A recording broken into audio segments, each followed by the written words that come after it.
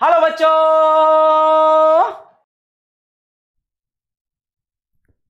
Hello बच्चों, बहुत बहुत नमस्कार। स्वागत है आपका आज के धमाकेदार लेक्चर में। आज हम ऑप्टिकल आइसोमेरिज्म का पार्ट 2 कवर करने वाले हैं, तो बहुत ध्यान से देखना। पार्ट 1 में हमने एक कायरल कार्बन की बात करी थी, वहां पर हमने एंड किया था उसको। अब हम स्टार्ट करेंगे पार्ट 2 में, हम दो कायरल कार्बन और उसके आगे की कहानी समझेंगे। सबसे पहले बहुत बड़ा वाला वेलकम सभी लोगों को। पार्ट 2 ऑप्टिकल आइसोमेरिज्म की कहानी शुरू होने वाली है। ये रही आपके सामने आपकी स्क्रीन पर, ठीक ध्यान से देखना जरा। क्या कह रहे हैं इसमें ये बोल रहे हैं कि relation between compound when two chiral carbons are present. हमने एक कायरल कार्बन की कहानी बहुत अच्छे से समझ ली थी, ठीक है। क्या होता था, थोड़ा सा मैं आपको रिकॉल करवा देता हूं। दो कंपाउंड आपको दिए जाते थे, उन दोनों में आपको रिलेशन बताना होता था। तो रिलेशन कैसे बताया करते थे आप ये बोलते थे कि आंसर या तो एनेंटियोमर होगा या आइडेंटिकल होगा। बिल्कुल सही बात है। दो कंपाउंड अगर दिए जाएंगे, एक कायरल कार्बन होगा, तो आंसर आपका या तो एनेंटियोमर या फिर आइडेंटिकल आने वाला है। अगर non superimposable mirror image आती थी तो हम क्या बोलते थे, एनेंटियोमर। और अगर कंपाउंड सेम आते थे तो हम क्या बोलते थे, आइडेंटिकल। हमने उसको आरएस से भी कनेक्ट किया था। क्या, अगर एक कंपाउंड का कॉन्फ़िगरेशन आर है, दूसरे कंपाउंड का एस आ गया, तो वो हो जाता था क्या, एनेंटियोमर। मतलब कॉन्फ़िगरेशन अगर स्विच हो गए तो एनेंटियोमर हो जाएगा, और कॉन्फ़िगरेशन अगर सेम हुए, मान लो आपके सामने एक कंपाउंड दिया है, एक ही कायरल कार्बन वाला है, ठीक है। तो अगर एक पर्टिकुलर कंपाउंड में कॉन्फ़िगरेशन आर आया, दूसरे में भी आर आया, तो वो आइडेंटिकल होगा। अगर एस पहले में आया, दूसरे में भी एस आया, तो भी आइडेंटिकल होगा, ठीक। तो अब अपनी कहानी इसके बाद आगे बढ़ने वाली है। बहुत ध्यान से देखिएगा क्या बोल रहे हैं। रिलेशन बिटवीन कंपाउंड में two chiral carbons are present, ठीक है। जैसे मैं आपके सामने एग्जांपल ले लेता हूं, उससे आपको क्लियर समझ में आ जाएगा। और उससे पहले मैं आपको सबसे पहले आंसर ही बताता हूं क्या मिलेंगे आपको ऑप्शन में। देखो, अगर दो कायरल कार्बन किसी कंपाउंड में है, दो कंपाउंड में आप कंपेयर करा रहे हो, तो आपके आंसर्स क्या होंगे, या तो दोनों में रिलेशन होगा एनेंटियोमर। ध्यान से सुनना, या तो दोनों कंपाउंड आपस में एनेंटियोमर्स होंगे। अगर एनेंटियोमर्स नहीं हुए तो क्या होंगे, आइडेंटिकल बोल दो, आइडेंटिकल होंगे। और आइडेंटिकल नहीं हुए तो क्या होंगे, डायस्टीरियोमर होंगे। क्या होंगे बेटा, डायस्टीरियोमर्स। अब ध्यान से सुनना जरा कहानी। जो डायस्टीरियोमर्स हैं, ये नया वर्ड आ गया आपके लिए। क्यों, एक कायरल कार्बन की कहानी बड़ी सिंपल सी थी सर। क्या थी, एक कायरल कार्बन में या तो एनेंटियोमर रिलेशन होता था या फिर आइडेंटिकल होता था।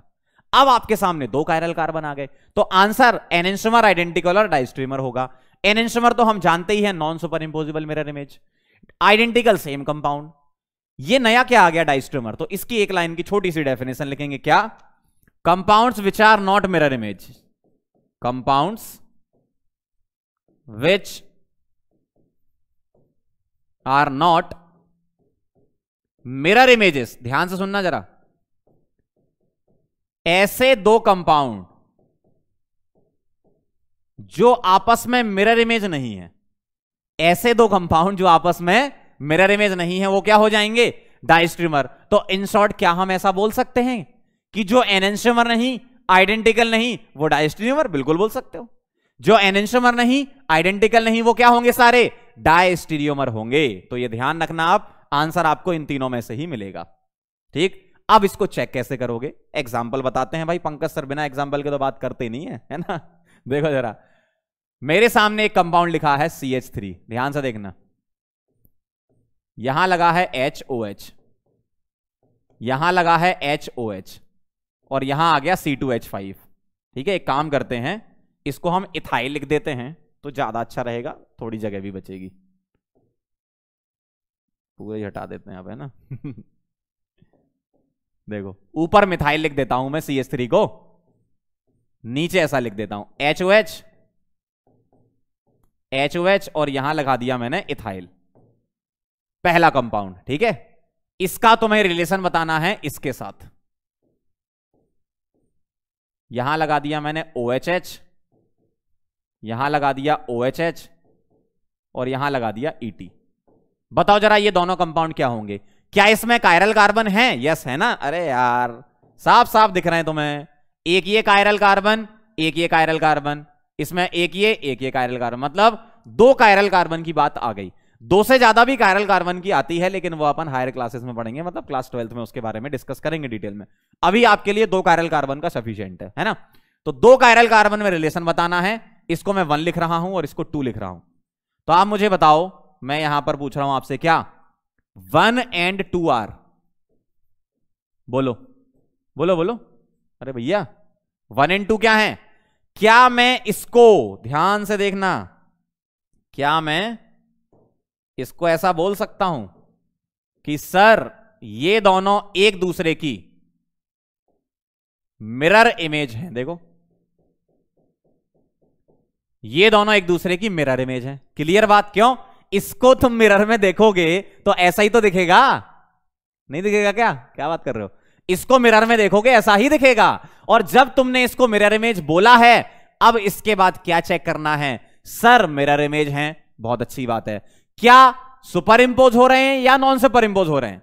अगर मैं इस पूरे को उठाकर यहां रख देता हूं, ध्यान से सुनना, अगर मैं इस पूरे को उठाकर यहां रख देता हूं तो सुपर इंपोज नहीं होंगे। क्यों? ये OH राइट साइड हैं, जब इसको उठा के यहां लाओगे तो इन H के ऊपर आएंगे ये OH, मतलब सुपर इंपोज नहीं होगा। मतलब क्या है? Non superimposable mirror images हैं, इसका मतलब एनेंशियोमर है। ठीक है, तो 1 and 2 आर क्या? एनेंशियोमर्स। 1 and 2 क्या है? एनेंशियोमर्स हैं। क्लियर?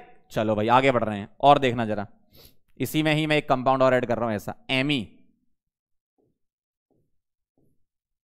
HOH, इधर OH, इधर H और यहां ET। ध्यान से देखते जाना, जाना नहीं कहीं, बिना सीखे नहीं जाना। देखो ऐसा है, OH H H OH ET। ठीक है, बताओ जरा, क्या ये दोनों कंपाउंड में आपको मिरर इमेज दिख रही है? बताइए, क्या ये दोनों कंपाउंड आपस में मिरर इमेज हैं? यस हैं। देखो, इसको मिरर में देखोगे ऐसा दिखेगा, इसको उठाकर इस पर रखोगे तो सुपर इंपोज नहीं हो रहा। इसका मतलब 3rd and 4 आपस में क्या हो गए? बताओ, 3 and 4 आर क्या? Again enantiomer. 3 और 4 क्या है आपस में? एनेंशियोमर हैं। अब ध्यान से सुनना, 1 और 3 बताओ, आराम से देखो, तसल्ली से, 5 सेकंड का आराम से आप पॉज लेके देखो, सीख के जाओ, है ना। बताओ जरा, 1 और 3 दिख रहा है आपको? क्लियर? अरे वाह, क्या बात है, बहुत बढ़िया दिख रहा है। अरे गजब। 1 और 3, आज तो सर का माइक भी चेंज हुआ, मजा आ गया है ना। 1 और 3 बताना जरा क्या है? क्या मैं 1 और 3 को मिरर इमेज बोल सकता हूं? सोचो सोचो सोचो, क्या मैं 1 और 3 को, भाई ये तुम्हारा 1 है, ये 3 है, ध्यान से देखना, इधर दोनों OH राइट साइड, इधर एक राइट और एक लेफ्ट, क्या कभी मिरर इमेज ऐसी आएगी? नहीं आएगी। मतलब ये दोनों मिरर इमेज है ही नहीं। और अगर दो कंपाउंड मिरर इमेज नहीं हो रहे हैं, 2 कायरल कार्बन होने के बावजूद, देखो ये कायरल हैं, मिरर इमेज नहीं हो रहे हैं, तो क्या बोलोगे? 1 and, ध्यान से सुनना, 1 and 3 आर डायस्टीरियोमर्स। ऐसे कंपाउंड को हम डायस्टीरियोमर्स बोलते हैं। समझे बात? ये कहानी है। 2 and 4 आर, 2 and 4 आर बताओ जरा,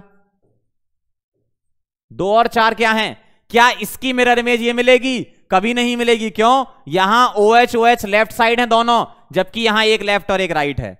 इसका मतलब 2 and 4 आर डायस्टीरियोमर्स। समझ गए? क्लियर? तो ये कहानी थी एनेंशियोमर और डायस्टीरियोमर की। अब अगर मान लो मैं ऐसे पूछता हूं, 1 and 4 बता दो, 1 and 4 ऐसे बता दो आप, 1 and 4 सामने सामने से बोलो, क्या है? फटाफट बोलो, जल्दी बोलो, जल्दी जल्दी, कहां जा रहे हो? जल्दी इधर, है ना। 1 and 4 आर डायस्टीरियोमर्स। क्यों? मिरर इमेज ही नहीं है। 2 and 3 आर अगेन डायस्टीरियोमर्स। क्यों? मिरर इमेज ही नहीं है।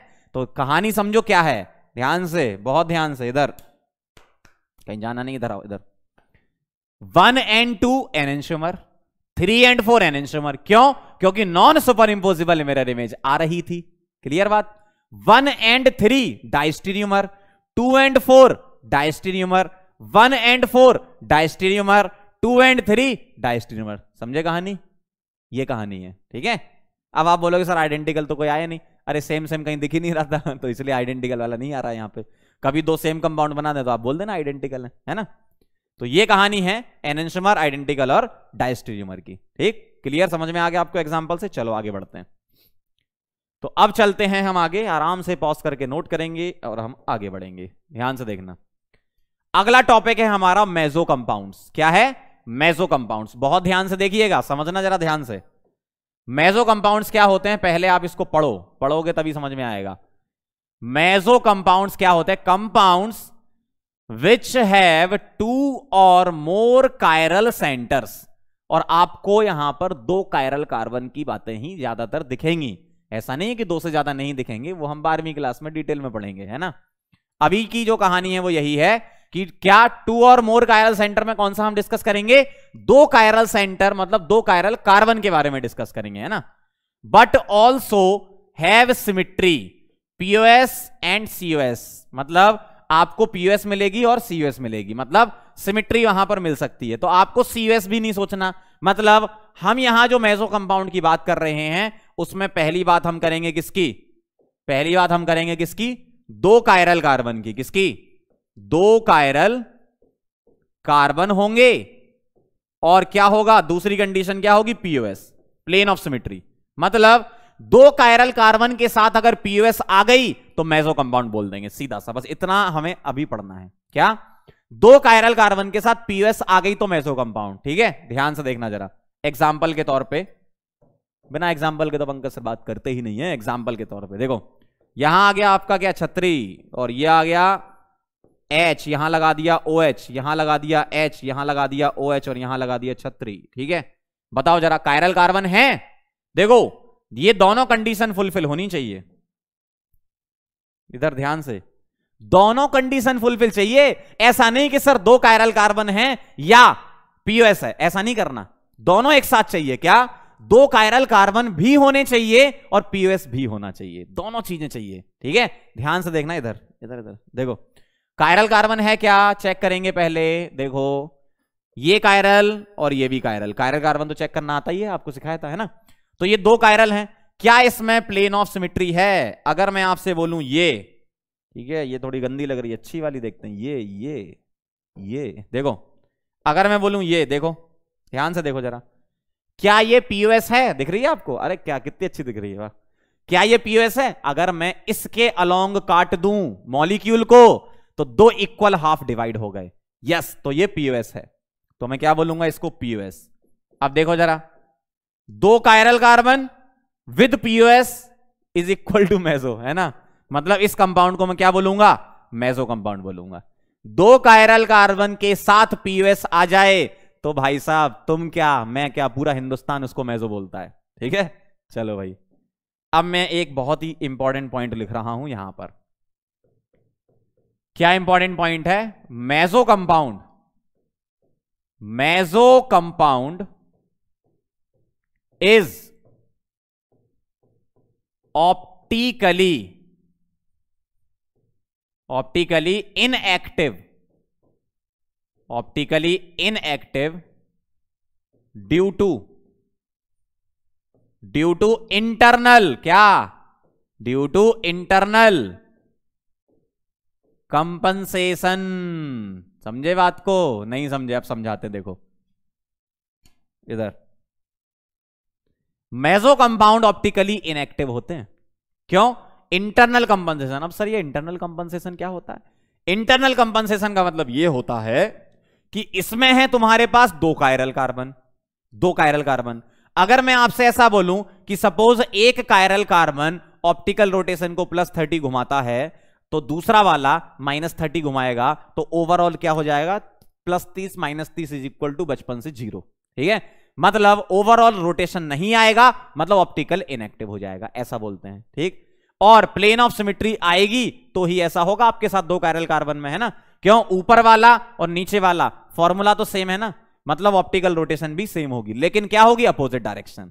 अगर इसका +30 तो इसका -30, ओवरऑल 0, इसलिए बोलते हैं इंटरनल कंपनसेशन। और कई स्टैंडर्ड बुक में यूज करते हैं इंट्रामोलिकुलर न्यूट्रलाइजेशन। Intramolecular neutralisation. अब ये कौन सी कहानी आ गई? Intramolecular neutralisation. अरे ये अभी जो समझाया वही है। अपने ही मॉलिक्यूल तो पूरा एक ही है ना, अपने ही मॉलिक्यूल में एक कायरल कार्बन +30 तो दूसरा वाला -30, ओवरऑल रोटेशन 0, इसका मतलब कहानी ये इंट्रामोलिकुलर न्यूट्रलाइजेशन। ठीक है, अब मैं आपके सामने लिख रहा हूं कुछ कंपाउंड, बताना मेजो है कि नहीं है। ठीक है, तो ये रहा सवाल आपके सामने आपकी स्क्रीन पर, मेजो और नॉट, बताना, ध्यान से देखना। यहां लगाया मैंने एमी, इधर लगा दिया मैंने एच, यहां बी आर, ठीक है, यहां एच, यहां बी आर और यहां एमी। बताओ जरा, क्या ये मेजो है? चेक करेंगे, क्या इसमें 2 कायरल कार्बन हैं? ये है, 2 कायरल हैं और साथ में प्लेन ऑफ सिमेट्री भी आ गई, मतलब ये मेजो है। तो इसका आंसर लिख देना यस, सिंपल। एक और करें, चलो भाई, ये पहला हो गया। दूसरा सवाल आपके सामने आपकी स्क्रीन पर ये रहा, टन, देखो, एमी, एच बी आर, ईडी, क्या ये मेजो है? चेक करेंगे सर। देखो, ये कायरल 2 कायरल हो गए। क्या ये प्लेन ऑफ सिमेट्री है? नहीं है। क्यों? ऊपर लगा है एमी, नीचे लगा है ईटी। ऊपर लगा है एमी, अरे तो अच्छा राइम हो गया, ऊपर लगा है एमी, नीचे लगा है ईटी, मतलब ये प्लेन ऑफ सिमेट्री नहीं होगी। मतलब हम बोलेंगे इसके बारे में नो, ये मेजो नहीं है। ठीक है, मेजो नहीं है। समझ गए कहानी? ओके, चलो आगे बढ़े। अच्छे तरीके से नोट कर लो, नोट साथ में बनाते जाओ, बताया था मैंने, नोट्स बहुत इंपॉर्टेंट है। ठीक है, चलो भाई आगे बढ़ते हैं। ऑप्टिकल आइसोमेरिज्म का एक अगला पार्ट जो है डीएल सिस्टम, मेजो हो गया, अब डीएल सिस्टम। देखो, पढ़ लें जरा, काफी बहुत सारे पॉइंट मैंने लिख दिए हैं ताकि आपका टाइम बचे और एक बार में ही आप सारी चीजें सीख जाओ। देखो, डीएल सिस्टम जो है वो क्या है? Relative configuration. रिलेटिव मतलब जब कभी भी 2 कंपाउंड आपस में मिरर इमेज होते हैं तो उनके लिए हम यूज कर सकते हैं इसको, है ना, मतलब उसके लिए यूज करते हैं। तो जरा पढ़ लें क्या कह रहे हैं। It is used for biomolecules like carbohydrates and amino acids. Amino acid और कार्बोहाइड्रेट क्या होते हैं? बायोमोलिक्यूल्स होते हैं ये, है ना। अभी मैं बता दूंगा आपको लिख के। It is used to assign configuration of mirror images. देखो ये वाली बात जो मैंने बोली, एन्शोमर के लिए हम यूज करते हैं डीएल सिस्टम। ठीक, और डीएल सिस्टम में ये कैपिटल डी और कैपिटल एल है, ध्यान रखना। कैपिटल डी और कैपिटल एल का स्मॉल डी और स्मॉल एल से कोई लेना देना नहीं है। ध्यान से सुनो जो बात मैं बोल रहा हूं, ठीक है। चलो इस बात को मैं सबसे पहले ही यहां पर लिख देता हूं, सुपर इंपॉर्टेंट पॉइंट है भाई ये। क्या? कैपिटल डी का small D and capital L का, इंग्लिश वाली हिंदी तो पढ़ी ले, तो स्मॉल एल से कोई संबंध ठीक है, संबंध को क्या बोलते हो? रिलेशन, है ना। कोई संबंध नहीं है। ध्यान से सुनना, क्या बोला मैंने? कैपिटल डी का स्मॉल डी से और कैपिटल एल का स्मॉल एल से कोई संबंध नहीं है, कोई रिलेशन नहीं है। स्मॉल डी का मतलब डेक्स्ट्रो रोटेटरी पॉजिटिव, मतलब प्लस साइन जो बनाते हो, स्मॉल डी प्लस मतलब क्लॉकवाइज रोटेशन। किसका? वो जो लाइट घूम रही थी पीपीएल, उसका। स्मॉल एल या नेगेटिव एंटी क्लॉकवाइज, मतलब नेगेटिव किसका? लाइट का, पीपीएल का, है ना। लेकिन कैपिटल डी का स्मॉल डी से और कैपिटल एल का स्मॉल एल से कोई रिलेशन नहीं है, ध्यान रखना। चलो वापस आते हैं अपनी बात पे, यहां थे अपन, है ना। चलो अगला है ड्रॉ फिशर प्रोजेक्शन फॉर्मूला। आप फिशर प्रोजेक्शन फॉर्मूला ड्रॉ करो, यूजुअली वो क्वेश्चन में दिया जाता है ना। With maximum carbon on vertical line and highest oxidise group on top. Highest oxidise group कौन से? आपको ये दिखेंगे, मैंने यहां लिख दिया प्रायोरिटी, ये 3, ठीक है। ऑक्सीडाइज ग्रुप की प्रायोरिटी, ये मोस्ट ऑक्सीडाइज्ड ग्रुप होता है, उससे नीचे ये आता है। तो हाईएस्ट ऑक्सीडाइज ग्रुप को आपको टॉप पे रखना, मतलब COH CHO वगैरह को टॉप पे रखना है comparison to CH2H। DL is not use for symmetrical molecules. इसका मतलब क्या हुआ? मतलब हम ये बोल सकते हैं मेजो के लिए एप्लीकेबल नहीं है। अभी हमने मेजो पढ़ा ना, मेजो सिमेट्रिकल था, देखो जैसे ये है, इसके लिए हम DL नहीं बता सकते, है ना। इसके लिए हम DL नहीं बता सकते, सिमेट्रिकल के लिए हम DL नहीं बता सकते। और अभी तक जो हमने सिमेट्रिकल पढ़ा, मेजो कंपाउंड पढ़ा, है ना, तो मेजो के लिए हम DL नहीं बता सकते। कैसे चेक करना है? Look at the last chiral carbon if it contains OH और NH2। क्यों? कार्बोहाइड्रेट में OH मिलता है, अमीनो एसिड में NH2 मिलता है ना। At right then D, if at left then L। मतलब हम चेक करेंगे, और क्या चेक करेंगे? लास्ट कायरल कार्बन चेक करेंगे। अगर OH राइट हुआ तो D, लेफ्ट हुआ तो L। NH2 राइट हुआ तो D, लेफ्ट हुआ तो L। ये मैं अभी आपको एग्जांपल से समझा दूंगा, है ना। अगर कभी ऐसा हुआ OH और NH2 दोनों प्रेजेंट हुए तो DL किससे डिसाइड होगा? NH2 से डिसाइड होगा। अब हम इसके एग्जाम्पल करेंगे। फटाफट से ये सारे पॉइंट आप एक बार पढ़ लो, रीड कर लो बस, बाकी अभी एग्जाम्पल से सिखा दूंगा आपको, रीड कर लो बस एक बार, है ना। चलें आगे। अब देखो जरा ध्यान से, अब इधर आओ, पीछे वाली कहानी तो लिखनी थी तो लिख दी, अब जरा पंकज सर स्टाइल में आ जाओ, इधर आओ। अगर मैं आपसे बोलूं जैसे कार्बोहाइड्रेट जो होते हैं वो इस टाइप से दिखते हैं। कार्बोहाइड्रेट में यूजुअली CHO, एल्डिहाइड कीटोन ऐसा ग्रुप मिलता है, CHO या फिर C double बॉन्डो, aldehyde ketone group मिलता है ना, और आपको HOH मिलेंगे और CH2H मिलेगा ऐसा। ठीक है, अब ध्यान से देखना जरा, इसका मुझे नॉमेनक्लेचर बताना, कौन सा वाला? रिलेटिव वाला, रिलेटिव मतलब DL वाला। ठीक है, क्योंकि फैमिली को डिसाइड करने के लिए कॉन्फ़िगरेशन बनाए गए, D और L फैमिली डिसाइड करने के लिए बनाए गए कि ये इस फैमिली के मेंबर हैं, इस फैमिली के मेंबर हैं, ऐसा है ना। तो अब जरा बताना मुझे, बहुत ध्यान से देखो, क्या क्या बोला था आपसे, एक बार पॉइंट पढ़ के मैं समझाऊंगा। चलो ये तो हो गया बायोमोलिक्यूल अमीनो एसिड, ये भी ठीक है, मिरर इमेज वालों के लिए ठीक है। ड्रॉ फिशर प्रोजेक्शन, हाँ देखो ये लिखा है थर्ड पॉइंट, फिशर प्रोजेक्शन करना है और मैक्सिमम कार्बन कहां रखना है? वर्टिकल पर रखना है। ठीक है, देखो जरा ध्यान से, मैक्सिमम कार्बन वर्टिकल पे रखना है, इस लाइन पे तो है, आपको यूजुअली मिलेंगे ऐसे, है ना। CHO कार्बन है इसमें भी, ये भी कार्बन है, ये भी कार्बन है ना, तो वर्टिकल लाइन पर चाहिए आपको कार्बन। क्लियर, ये हो गया। DL इज नॉट, चलो ये तो मेजो के लिए हो गया। Look at the last chiral carbon, अब देखो जरा लास्ट कैसे डिसाइड होगा। लास्ट कायरल कार्बन से चलना है, देखो IUPAC नंबरिंग करेंगे, इस कार्बन को 1 लिखेंगे, इसको 2 लिखेंगे, इसको 3 लिखेंगे, ऊपर से नीचे की तरफ आएंगे और ये देखेंगे एंड वाले कायरल कार्बन को, कार्बन को नहीं, कायरल कार्बन को। कार्बन तो ये भी है, कार्बन तो ये भी है, ये कायरल है, स्टार लगा दूं अच्छा लगेगा, ये कायरल नहीं है, ये कायरल है, ये कायरल नहीं है, तो इससे तुम चेक करोगे। और खैर इसमें तो एक ही कायरल कार्बन है तो टेंशन नहीं लेनी, अगर एक से ज्यादा होते तो लास्ट कायरल कार्बन सेलेक्ट करना पड़ेगा। अभी एग्जांपल आ रहे हैं काफी सारे, है ना। तो अब देखना जरा, एक ही कायरल कार्बन तो टेंशन नहीं, इस कायरल कार्बन से बताओ OH कहां जुड़ा है? इधर। क्या बोलूंगा मैं इसको? राइट साइड, राइट साइड मतलब D। बहुत आसान है देखना, अगर मैं आपके सामने ऐसा लिख देता CHO, बहुत सिंपल है, बस एक बार समझने की जरूरत है कि क्या है चीज, क्या है ये, और पढ़ क्यों रहे हैं? पढ़ इसलिए रहे हैं क्योंकि आप डिफरेंट फैमिली को बता सकते हो कि ये D फैमिली के मेंबर हैं या L फैमिली के मेंबर हैं, ऐसा बताओ जरा ये क्या है? एक ही कायरल कार्बन है, OH लेफ्ट साइड लगा है, सीधा L, खत्म। ठीक है, और देखो जरा CHO, मान लो 2 कायरल कार्बन होते, ये H ले लिया, ये OH ले लिया, ये H ले लिया, ये OH ले लिया, ये CH2OH ले लिया, बताओ बताओ बताओ, अब तो कर सकते हो, कैसे? अरे बहुत आसान है, नंबरिंग कर ले, बहुत आराम से नंबरिंग कर लेते। देखो इसको लिखूंगा सर 1, इसको लिखूंगा 2, ये 3 और ये 4। लास्ट कायरल कार्बन कौन सा है? लास्ट कायरल कार्बन ये वाला है, और इसमें OH कहां लगा है? राइट साइड, मतलब कैपिटल D। खत्म, खत्म हो गया भाई।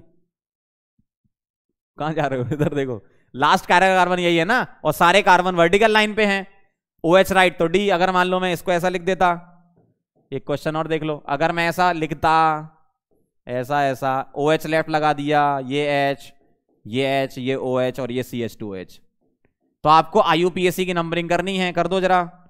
IUPAC की नंबरिंग में ये 1, ये 2, ये 3, ये 4। लास्ट कायरल कार्बन कौन सा है? ये है, लास्ट कायरल कार्बन ये है, OH कहां लगा है? लेफ्ट, मतलब L, मतलब ये D फैमिली के मेंबर हैं, ये L फैमिली का मेंबर है। इस तरीके से कर सकते हो।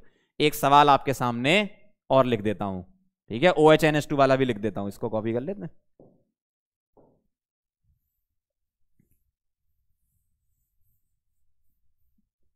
आपके सामने एक सवाल और लिख देता हूं। अच्छा ये तो अपनी स्लाइड रिपीट हो गई, एक सवाल और देख लो, यहीं पे लिख देता हूं, जगह है काफी। देखो ध्यान से इधर आओ, देखना, अगर मैं ऐसा लिखता CHO, यहां लिखा है H और यहां NH2, ठीक है, और इधर CHO नहीं COH ले, अमीनो एसिड का ले लेते हैं अपन, है ना। देखो यहां ले लिया मैंने COH, यहां ले लिया H और यहां ले लिया NH2 और यहां ले लिया CH2OH। अब इसको किस फैमिली का बोलोगे? ये अमीनो एसिड है तुम्हारा। अमीनो एसिड का मतलब क्या हो गया? अमीनो एसिड का मतलब क्या हो गया? यहां पर मैं ये बोल सकता हूं, अच्छा यहां CH2H नहीं, यहां CH3 होता है, इधर CH3 है ना। ये अमीनो एसिड है, ये कार्बोहाइड्रेट है। देखो कार्बोहाइड्रेट वैसे आपका पूरा चैप्टर 12th क्लास में आता है, बस हम यहां डीएल कॉन्फ़िगरेशन समझ रहे हैं। तो कार्बोहाइड्रेट अमीनो एसिड का थोड़ा बेसिक समझ लो आप। कार्बोहाइड्रेट में आपको क्या दिखेगा, CHO मिलेगा, CH2OH मिलेगा, HOH वगैरह मिलेंगे। देखो ये सारे के सारे कार्बोहाइड्रेट मैंने बना रखे हैं, है ना। ये अमीनो एसिड है। अमीनो एसिड में क्या, अमीनो मतलब NH2 ग्रुप, अमीनो मतलब NH2 ग्रुप, एसिड मतलब कार्बोक्सिलिक एसिड, तो ये हो गया COH। तो अमीनो एसिड ऐसा है, ठीक। बताना जरा, अमीनो एसिड में भी वैसे ही करना है क्या, NH2 right side D, NH2 right side है तो D। अगर मैं आपको ऐसा पूछता COH, अरे बहुत आसान है, कुछ है भी नहीं इसमें, देखो बस एक बार देख लो, ऐसे लिखते हैं DL बस। अगर मैं ऐसा लिखता तो बताना क्या होता, देखो जल्दी देखो, बताओ, अरे बताओ तो क्या, अरे अरे बोलो बोलो, देखो NH2 लेफ्ट साइड है तो क्या हो गया L, मतलब सीधा सा है। OH राइट साइड तो D, last chiral carbon check कर लेना। और फिशर में सारे के सारे कार्बन वर्टिकल लाइन पे होने चाहिए, सारे कार्बन वर्टिकल लाइन पर, OH right side last chiral carbon पे, OH राइट साइड तो D होगा और OH लेफ्ट तो L, NH2 राइट तो D होगा, NH2 लेफ्ट तो L। लेकिन अगर दोनों एक साथ आ गए, मान लो आपको ऐसा दे दिया, अगर दोनों एक साथ आ गए तो आपको NH2 से आंसर करना है। अगर दोनों एक साथ आ गए, मान लो आपके सामने ऐसा दे दिया उन्होंने, मान लो ऐसा दे दिया, ठीक, तो इसको किस फैमिली का मेंबर बोलोगे, आप बोलोगे सर NH2 से चेक करेंगे। अब यहां पर ये चेक नहीं करना लास्ट कायरल कार्बन, ध्यान से सुन लो जरा। अगर OH और NH2 दोनों आ गए तो NH2 को देखो बस, बाकी कोई मतलब नहीं है लास्ट कायरल कार्बन से। अगर तुम्हारा एक ही फैमिली में चल रहे हो, एक से ज्यादा कायरल कार्बन है, तो लास्ट कायरल कार्बन पे चलोगे। अब यहां देखो OH भी मिक्स कर दिया, NH2 दोनों मिक्स करके पूछ लिया, तो NH2 से चेक करेंगे, NH2 राइट आएगा तो D आएगा। अब यहां ये नहीं चेक करना सर आप लास्ट कायरल कार्बन क्यों नहीं देख रहे हो, लास्ट कायरल कार्बन से मतलब नहीं है। लास्ट कायरल कार्बन तो आप तब देखते हो जब एक ही फैमिली की बात आती। जैसे मान लो मैं यहां ग्लूकोज लिखता हूं, ध्यान से देखना जरा, मैं यहां पर लिख देता हूं कहीं पे, इधर लिख देता हूं, देखो मैं ग्लूकोज का स्ट्रक्चर बना रहा हूं, देखना CHO 1 2 3 4, HOH, यहां OHH, इधर HOH, इधर HOH और यहां CH2H। ये क्या है तुम्हारा, ग्लूकोज बोलते हैं इसको। ध्यान से देख लो जरा एक बार, तुम्हारा ग्लूकोज ही है, ठीक, ये ग्लूकोज है। तो ग्लूकोज में बताना जरा कैसे करोगे। अब इसमें तो देखो फैमिली तो एक ही दिख रही ना आपको, कार्बोहाइड्रेट, क्यों, CHO CH2H और HOH होंगे बहुत सारे, ठीक। अब तुम करोगे यहां नंबरिंग कैसे, 1 2, ये वाला 1 बोलोगे, ये 2 बोलोगे, ये 3, ये 4, ये 5 और ये 6। तो लास्ट कायरल कार्बन तुम्हारा ये है ना, तो इस पर OH कहां लगा है, राइट साइड, मतलब D हो जाएगा। बहुत सिंपल सी कहानी है, लास्ट कायरल कार्बन से चलना है तुम्हें। लास्ट कब नहीं देखना है, जब OH और NH2 एक साथ आ जाएंगे तो लास्ट का कोई मतलब नहीं है, NH2 से देखो, समझ गए। अदरवाइज मतलब आपका सेम फैमिली में तुम चले गए, OH राइट साइड तो D, OH लेफ्ट साइड तो L, लास्ट कायरल कार्बन से चलना है। सिमिलरली NH2 राइट तो D, NH2 लेफ्ट तो L, इस तरीके से चलेंगे, समझ गए DL सिस्टम। चलो भाई पॉज करके नोट कर लेना, फिर आगे बढ़ेंगे, ठीक। अगला देखो जरा, अगला टॉपिक है एराइथ्रो एंड थ्री आइसोमर्स। यूजुअली क्या होता है 11th क्लास में, बहुत ही मैंने पहले भी बताया था पिछले लेक्चर में, 11th क्लास जब आप पढ़ रहे होते हो तो बहुत कम लोग इस चीज को यहां डिस्कस करते हैं। क्यों, क्योंकि वो चाहते हैं कि हम 12th में एक साथ पढ़ा दें। अब वहां 12th में क्या होता है, एकदम से लोड आ जाता है, आप सारी चीजें वहां पढ़ते हो। तो अभी यहां पर छोटी छोटी चीजें जो हैं, एराइथ्रो थ्रियो, DL, RS, ये सब चीजें सीख के जाओ, ताकि 12th में आपको ऑप्टिकल आइसोमरिज्म एकदम क्लियर समझ में आएगी। समझ गए बात। चलो भाई एराइथ्रो थ्रियो आ जाओ जरा, पढ़ लें जरा एक बार क्या कह रहे हैं। इनका कहना यह है कि this is applicable for compound having only 2 chiral carbon. ध्यान रखिएगा इस बात को, जो मैंने आपसे आज कर दी है बहुत दिनों बाद। क्या, अगर 2 कायरल कार्बन है तो ही आप एराइथ्रो थ्रियो का इस्तेमाल करते हो। कैसे, similar groups, same side erythro, opposite side threo, खत्म। देखो जरा एग्जांपल से चल लेते हैं।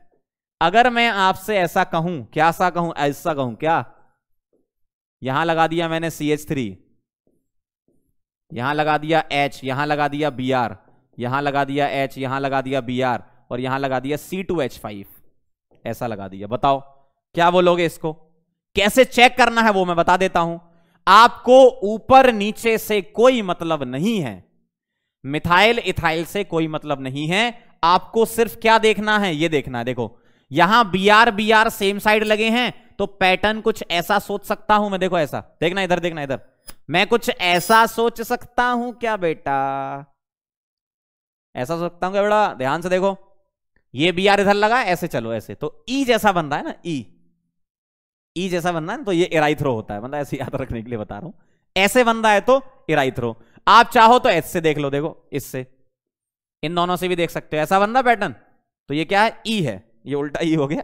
मतलब अगर ये सेम साइड लगे हैं तो क्या हो जाएगा, ये क्या बोलूंगा मैं इसको, इराइथ्रो। अगर ये सेम साइड लगे हैं तो क्या बोलूंगा, इराइथ्रो। अगर कहीं ऐसा कर दूं, कैसा, ऐसा कर दूं, ऐसा कर दूं,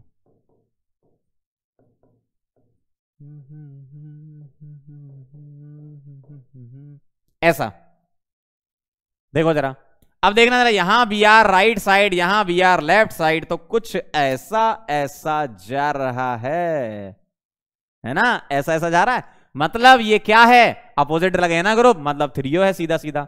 या आप इससे चेक कर लो एच से, ठीक है, तो ये हो जाएगा थ्रियो। समझ गए कहानी? तो इराइथ्रो किसे बोलते हैं, थ्रियो किसे बोलते हैं? इराइथ्रो मतलब सेम साइड लगे, थ्रियो मतलब अपोजिट साइड लगे। कहां पर, कायरल कार्बन पे देखना, इधर इस कायरल कार्बन पे लगे हुए ग्रुप अगर अपोजिट लगे हैं तो थ्रियो, और कायरल कार्बन पे लगे हुए ग्रुप सेम साइड लगे हैं तो इराइथ्रो। एक बताओगे, पूछूं? अरे बोलो तो कि सर हमसे भी पूछो। देखो आ जाओ। अरे बेटा सवाल तो इतने हैं कि क्या बताएं, बताना जरा। यहां मैंने लगा दिया CH3 HOH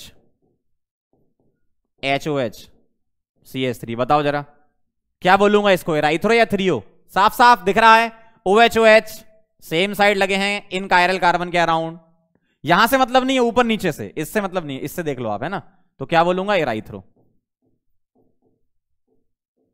अगर मैं एक और पूछूं आपसे कि चलो बेटा इसका बता देना, HOH OHH CH3, क्या आंसर आएगा बेटा, OH अपोजिट, क्या आएगा, थ्रियो। समझे कहानी? समझ पा रहे हो कि नहीं तुम लोग? कहानी क्या चल रही, समझ पा रहे हो? देखो सेम साइड ग्रुप लगे होंगे तो इराइथ्रो, अपोजिट लगे होंगे तो थ्रियो। दो ही कायरल कार्बन की कहानी है बस, ऊपर नीचे से कोई मतलब नहीं। कायरल कार्बन के अराउंड चेक करो, खुश रहो एकदम, बच्चे भी एकदम तुम्हारे खुश रहेंगे तुमसे, ठीक है। चलो आगे बढ़े, आ जाओ चलो।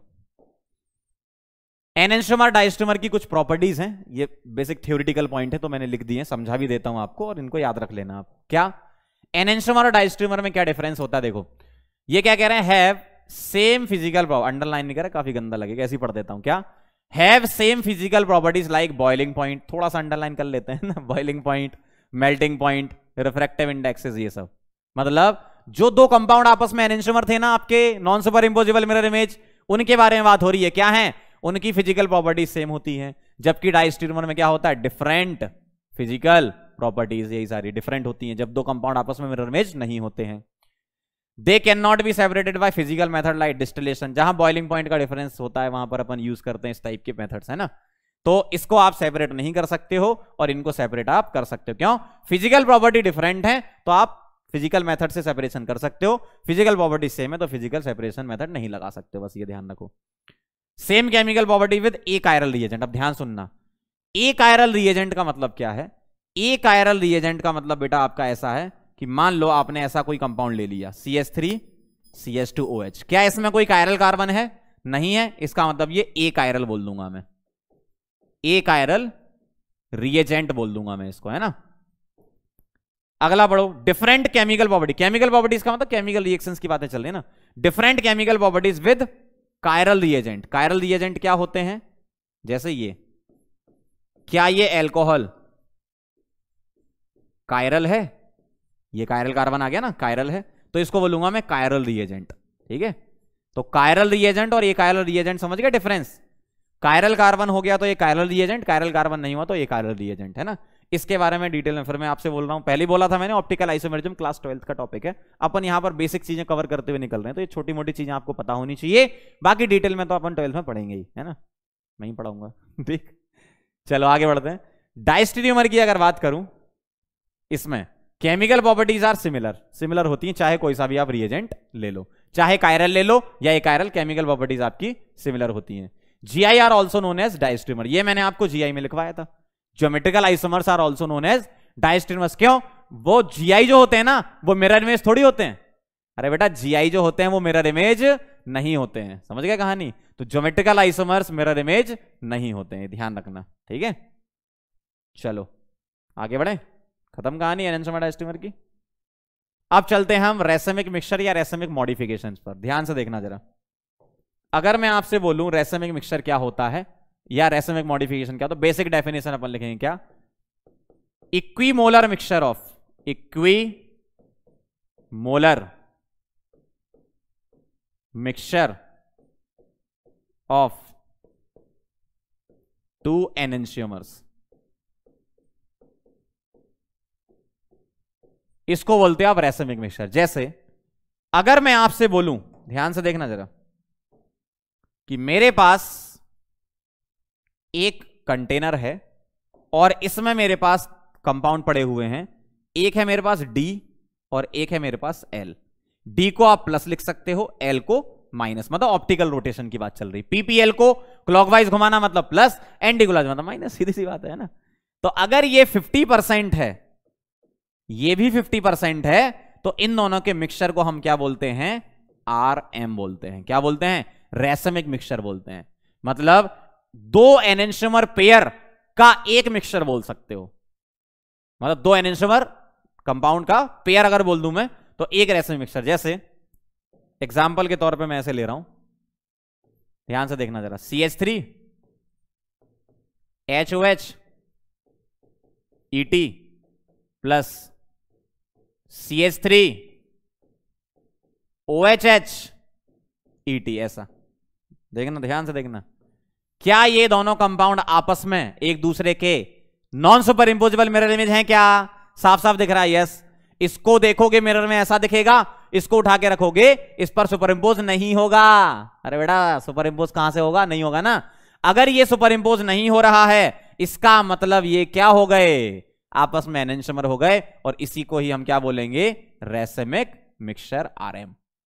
सिंपल सी चीज है। मतलब दो एनेंटियोमर जो आइसोमर होते हैं ना, उनके पेयर को हम बोलते हैं वन रेसमिक मिक्सचर। मतलब इसको क्या बोलूंगा मैं? आरएम बोलूंगा। अगर ये वाला, हमें नहीं पता, हम तो कंपाउंड को पोलरीमीटर में चेक करेंगे, अगर ये वाला क्लॉकवाइज घुमाएगा तो 100% श्योर है कि ये वाला एंटी क्लॉकवाइज घुमाएगा। ध्यान से सुनना, अगर ये वाला क्लॉकवाइज घुमाता है तो 100% श्योर है कि ये वाला एंटी क्लॉकवाइज घूमेगा। समझ गए कहानी? मतलब ये 50% क्या होगा और ये 50% क्या होगा, वो डिपेंड करता है। अभी तो आपको नहीं पता, इसको डी बोलोगे तो ये एल बोल देना, इसको एल बोलोगे तो इसको डी बोल देना, ठीक। मतलब 50-50% होगा, और इसी को ही हम आरएम बोलते हैं, ठीक। चलो भाई, समझ गए कहानी रेसमिक मिक्सचर क्या होता है। रिजोल्यूशन समझ लो क्या होता है। एक्चुअल में क्या होता है, रिजोल्यूशन का मतलब होता है जो आपका आरएम होता है ना, आरएम, तो आरएम में से दोनों कंपाउंड को अलग कर लो, उसी को रिजोल्यूशन बोलते हैं। जैसे आपके पास जो मिक्सचर था, कौन सा मिक्सचर था आपके पास? ये मिक्सचर था, ध्यान से देखना, ठीक है। पहले मैं डेफिनेशन लिख दूं एक लाइन की, क्या? सेपरेशन ऑफ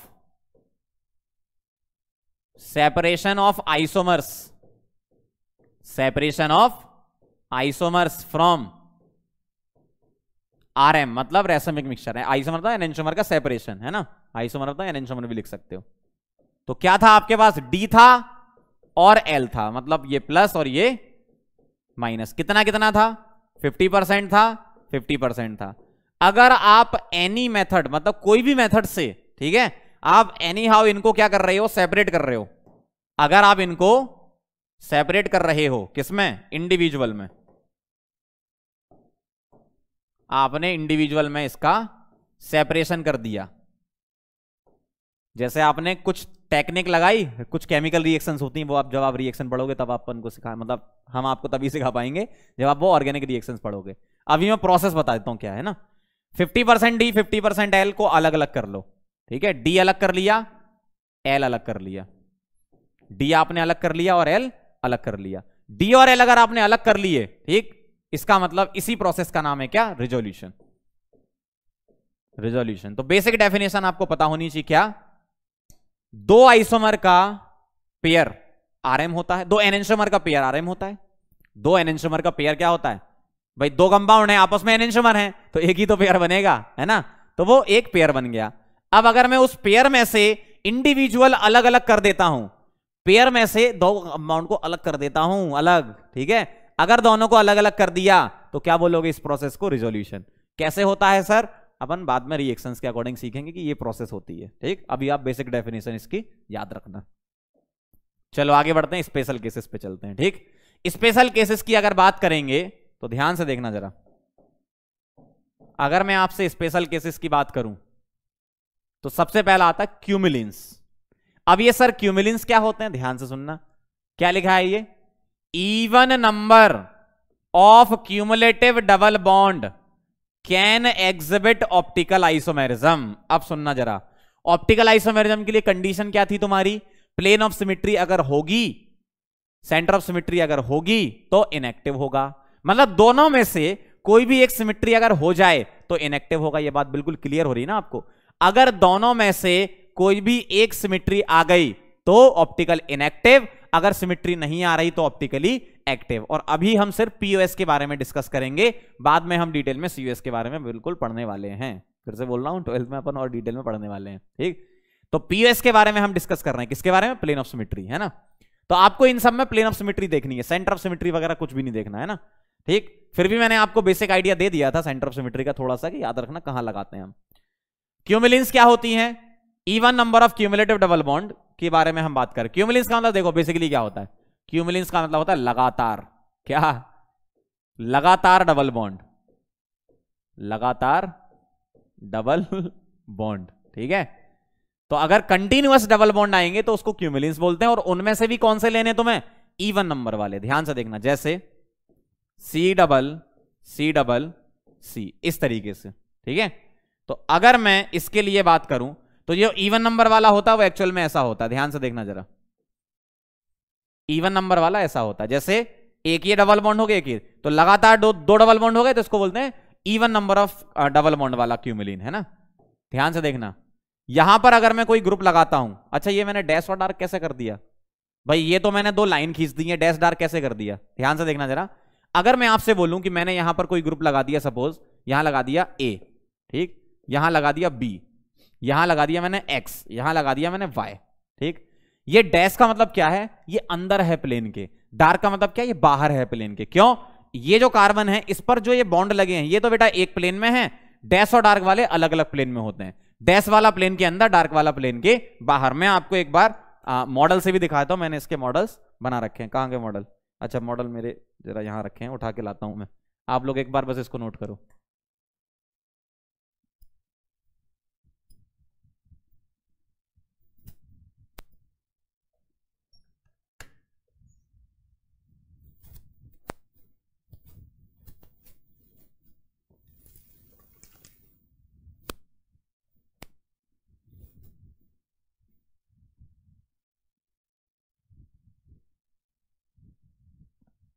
देखो मैं आपको बताता हूं, कई सारे मॉडल्स मैंने बनाए हैं अभी बैठकर। देखो ये क्या है, ये है तुम्हारा ऑड वाला। चलो मैं एक बार इसका निकालता हूं, हाँ ये रहा।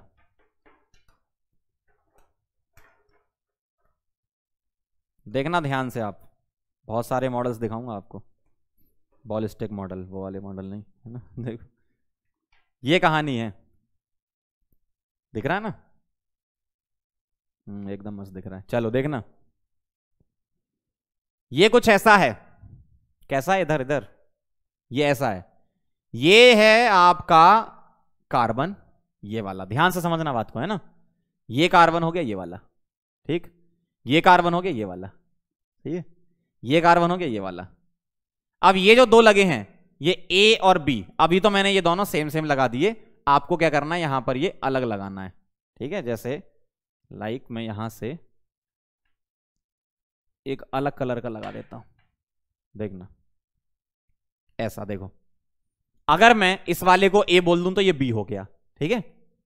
इधर क्या लगा है, एक्स और वाई, ध्यान से देखना। अब मैं इस तरफ आ रहा हूं, ठीक, यहां लगा है एक्स और वाई, तो तुम्हारा एक्स और वाई तो अलग अलग प्लेन में। देखो ये अंदर की तरफ जा रहा है बॉन्ड, दिख रहा है आपको, थोड़ा सा और पास में आऊं, थोड़ा और अच्छा दिखेगा आपको, देखो। हाँ देखना, ये आपका बॉन्ड जो है अंदर की तरफ है, ये बॉन्ड बाहर की तरफ है। आप एक बार देख लो आराम से इसका डायग्राम, देखो ऐसा है, ये एकदम क्लियर दिख जाएगा आपको। देखो कौन सा अंदर है कौन सा बाहर है, थोड़ा इधर करता हूं तो आपको अच्छा दिखेगा। हाँ देखो, ये वाला हो गया आपका ए, ये हो गया बी, ठीक है। ये डार्क में बाहर निकल रहा जो ये वाई, और ये जो अंदर जा रहा है वो एक्स है। देखो मतलब ये वाला जो है, ये वाला आपका एक्स है और ये वाला वाई है, देख लो आराम से, ऐसा है ये, ठीक है। तो ये एक्चुअल में ऐसा होता है। तो अब आप सोचोगे सर, अब देखना भाई एक्स और वाई डिफरेंट लगाने ना, अभी मैंने ये सेम लगा दी, इसको अलग कर लेते हैं, वो कोई दिक्कत नहीं है। आपको ऐसा लग रहा है कि सर आपने सेम लगा दिए, कोई बात नहीं, ये लो अब सही है, ठीक है। अब इसको ए और इसको एक्स मान सकते हो, मतलब ये ए और एक्स ऐसा मान लो। कोई और कलर मेरे पास है, अच्छा मिल गया, एक और कलर का मिल गया, तो डिफरेंट कलर का लगा दिया मैंने, लो ठीक है, ऐसा है। अब देखना जरा, ये मैंने ए बोल दिया, ये मैंने बी बोल दिया, एक बार फिर शुरू से देखना, सामने ए बी वाई और पीछे एक्स है ये, ठीक है। इसको देखो एक्स वाई, ऐसा है ये। अब आप अगर प्लेन लेना चाहोगे, मान लो आपने ये प्लेन लिया, ठीक है, ऐसे गए, तो इस प्लेन के अलोंग जब काटोगे तो ऐसा कटेगा ये, और जब ऐसा कटेगा तो ये तुम्हारा बाहर निकल रहा है, ये इधर निकल रहा है अंदर की तरफ, ये दोनों डिफरेंट ग्रुप हैं। आपको सिमेट्री दिखेगी नहीं, आप सोच लो, सही ना। आपने अगर ये प्लेन लिया, देखो आपने अगर ये प्लेन लिया, ऐसे काटा, तो ये वाला कौन सा वाला, सामने से देख लो ना, ये वाला अलग है, ये वाला अलग है, तो सिमेट्री थोड़ी मिलेगी। लेकिन अगर तुमने यहां भी वही लगा दिया, ऐसा वाला जो मैंने पहले लगाया था, तो तुम्हें सामने से प्लेन दिख जाएगा। देखो ऐसा, देखो अगर मैं इसके अलोंग काटता तो देखो ये वाला और ये वाला सेम आ गए ना। अगर ये दोनों सेम आ गए, फिर पीछे देखने की जरूरत नहीं है। अगर आपके ये सेम आ गए ना, तो पीछे देखने की जरूरत नहीं कि यहां क्या है। इधर सेम आ गए ना, ऐसे काटने से ये सेम, इसका मतलब ये ऑप्टिकली इनएक्टिव होगा, ऐसे चेक करना है, ठीक। तो मुझे यहां क्या लिखना है, बस वो एक बात में लिख दूं, बाकी आप कहानी समझ गए होगे। देखो A not equal to B होना चाहिए, ए और बी बराबर नहीं होने चाहिए, और एक्स और वाई बराबर नहीं होने चाहिए, अलग होने चाहिए ये, है ना। तो मैं बोलूंगा ऑप्टिकल आइसोमेरिज्म एग्जिबिट्स, या ऑप्टिकली एक्टिव होगा ये, समझ गए। सिंपल सी कहानी है, बहुत सिंपल सी। अगर इवन नंबर के तुम्हारे डबल बॉन्ड आते हैं तो उसमें तुम्हें सिमेट्री देखनी पड़ेगी, और सिमेट्री कैसे चेक करोगे, इनसे चेक कर लो। आप ज्यादा लफड़े में मत पड़ो कि भाई हम एकदम कंपाउंड बना के पीयूएस चेक करेंगे। आप क्या करो, इवन नंबर चेक कर लो, डबल बॉन्ड इवन नंबर होना चाहिए, सही बात है, और इधर ग्रुप क्या होने चाहिए तुम्हारे, डिफरेंट, खत्म कहानी। ऑप्टिकल आइसोमेरिज्म एग्जिबिट करेगा ऑप्टिकली एक्टिव। जैसे एग्जांपल के तौर पे मान लो ऐसा लिखा है, क्वेश्चन से ज्यादा क्लियर समझ में आएगा, H C M E double C ऐसा ऐसा, यहां लगा दिया ओ एच और यहां लगा दिया तुमने बी आर, खत्म कहानी। देखो कितने डबल बॉन्ड हैं, आप बोलोगे सर एक और एक दो, तो इवन नंबर हो गए। डबल बॉन्ड कितने हो गए, डबल बॉन्ड इवन नंबर हो गए ना। अब ये वाला और ये वाला क्या है, डिफरेंट है, और ये वाला और ये वाला क्या है, डिफरेंट है, मतलब ऑप्टिकली एक्टिव, खत्म हो गया ना। डिफरेंट चेक करना, जैसे तुम जीआई में करते थे वैसे ही लगा दिया करो, डिफरेंट चेक करना है तुम्हें, है ना। एक और हो जाए, चलो भाई एक और बताना, ट्राई भी किया करो मेरे साथ साथ, तभी तो सीखोगे। O double bond C, sorry C double bond C, double C, ऐसा ऐसा ऐसा ऐसा, यहां लगाया मैंने बी आर, यहां लगाया मैंने CH3, यहां लगाया मैंने डी, और यहां लगा दिया मैंने OH, ऐसा। बताओ जरा कितने डबल बॉन्ड हैं, कितने डबल बॉन्ड हैं, 1 2 3, 3 डबल बॉन्ड का मतलब क्या है, ऑड नंबर। और जब ऑड नंबर के डबल बॉन्ड होते हैं ना बेटा, ऑड वाले, तो ये वाले बॉन्ड भी प्लेन में होते हैं। कैसे, अब आप बोलोगे सर आपने यहां डैश और डार्क क्यों नहीं बनाया, यही आ रहा था ना दिमाग में, सही बताओ, बिल्कुल सही बताना, सच्ची बताना, यहां मैंने डैश डार्क क्यों नहीं बनाया। देखो अब उसके लिए भी मैं लाया हूं, देखो मैंने यहां पर डैश डार्क इसलिए नहीं बनाया, जैसे ये है, देखो अगर तुम्हारे 1 2 3 4 कार्बन हैं तो उनके बीच में 3 डबल बॉन्ड होंगे, तो C double C double C double C, तो ये बॉन्ड और ये बॉन्ड प्लेन में है। आप दोनों में जरा डिफरेंस समझो। अगर इवन नंबर के डबल बॉन्ड होते हैं तो बॉन्ड अलग अलग प्लेन में होते हैं, ऑड वाले होते हैं डबल बॉन्ड मतलब 3 डबल बॉन्ड 5 7 9 तो बॉन्ड प्लेन में होते हैं। देखो टर्मिनल पर, कहां पर, इधर टर्मिनल पर बॉन्ड क्या है, सेम प्लेन में है, इसलिए मैंने इसको सेम प्लेन में बनाया। देखो आप अपने सामने से देख लो, आराम से देख लो। तो ये बॉन्ड सेम प्लेन में हो जाते हैं कब, जब ऑड नंबर के डबल बॉन्ड होते हैं। और ऑड नंबर अगर आया, अरे बेटा ऑड नंबर आ गया ना, तो आप यही पूरा प्लेन मान लो ना। अरे भाई ये पूरा प्लेन हो गया, लो इसी को मैं प्लेन मान लूं तो सीधा ऑप्टिकली इनएक्टिव हो गया ना। अरे भैया ऑप्टिकली क्या है दादा, ऑप्टिकली इनएक्टिव है बेटा, समझ गए। तो ऑप्टिकली एक्टिव कैसे चेक करोगे, टर्मिनल पे ग्रुप देख लो, इवन नंबर होना चाहिए। ये तो ऑड नंबर था, ऑड नंबर था सीधे ऑप्टिकली इनएक्टिव। ग्रुप क्यों देख रहे हो फिर, ऑड नंबर है तो सीधा ऑप्टिकली इनएक्टिव।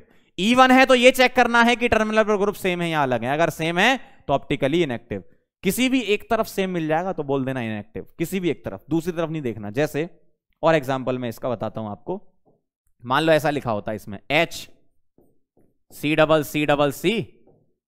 H, यहां लगा दिया मैंने Br और यहां H। बताओ जरा, बोलो ये क्या आ गए, सेम आ गए ना, ऑप्टिकली इनएक्टिव।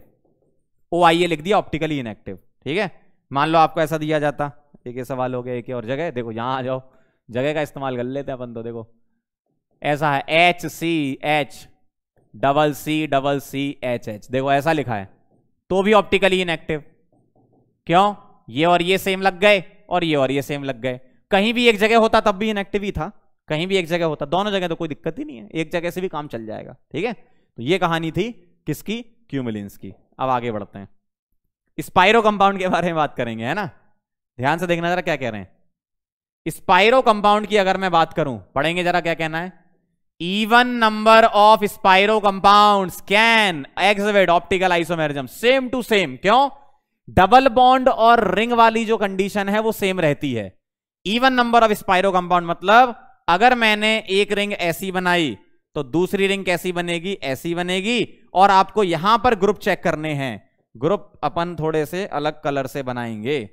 कहां पर चेक करने हैं, ध्यान से देखना जरा, आपको यहां पर चेक करने हैं, यहां पर चेक करने हैं। वही कहानी A B X Y, अगर A और B बराबर नहीं, X और Y भी बराबर नहीं, तो हम बोल देंगे ऑप्टिकली एक्टिव, खत्म कहानी। जैसे मान लो आपके सामने ऐसा लिखा है, कैसा लिखा है, ऐसा, और आपने क्या किया, इधर टर्मिनल इस वाली पोजीशन पर, यहां पर इस जगह आपने अलग अलग ग्रुप लगा दिए, तो तुम क्या बोलोगे कि देखो Br और Me डिफरेंट हैं, HOH डिफरेंट हैं, मतलब ऑप्टिकली एक्टिव, साफ साफ बोल दोगे। समझे कहानी, समझ लो भाई। देखो ये सब क्या है ना, आपको अपने बच्चों को बतानी पड़ेगी कि ऐसा भी होता था और ऐसे भी एक सर हुआ करते थे हमारे जमाने में, है ना। देखना ऐसा देखेगा आपको। अगर मैं ऐसा कर दूं, यहां H यहां H, ये Br और ये Cl, बताओ जरा क्या है, ऑप्टिकली एक्टिव है कि इनएक्टिव है। अगर इवन नंबर हो गए तो चेक करेंगे, इवन नंबर हो गए तो चेक करना है क्या, दो रिंग है ना, ठीक है चेक कर लो। H और H सेम, ऑप्टिकली इनएक्टिव। बाहर देख, उधर देखना ही नहीं है, इधर सेम आ गए ना। मान लो ऐसा होता, अरे एग्जाम्पल तो खूब सारे हैं, सारे वेरिएशंस कवर कराते हैं पंकज सर। देखो ऐसा होता, बताना जरा क्या है। दो रिंग है, इवन है तो चेक करेंगे क्या, HH सेम आ गए, HH ये भी सेम आ गए, एक ही तरफ आ गए थे तो भी उधर देखना नहीं था आपको, वैसे भी है ना, इधर से आंसर कर देते क्या, ऑप्टिकली इनएक्टिव। सिंपल, आसान। देखो अगर 3 हो जाते, कैसे, ऐसे ऐसे, अगर 3 हो जाती रिंग और यहां लगाते Br, यहां लगाते Cl, यहां लगाते OH, यहां लगाते NH2, तो आप साफ साफ, आपको फिर ग्रुप नहीं चेक करना। अरे बेटा 3 रिंग आ गई ना लगातार, और 3 रिंग आ गई तो ऑप्टिकली इनएक्टिव बिल्कुल हो गया। अरे बेटा 3 रिंग आ गई, 2 में चेक करना था। अब ऐसा हो क्यों रहा है उसके बारे में हम बात करेंगे। अब मैं आपको रिंग वाला बताता हूं सिस्टम पूरा, देखना, समझ लो बात को अभी अच्छे से। ऐसा है, ठीक है, ये देखो जरा, आपको 360 डिग्री व्यू दे देते हैं। ऐसा देखो, ये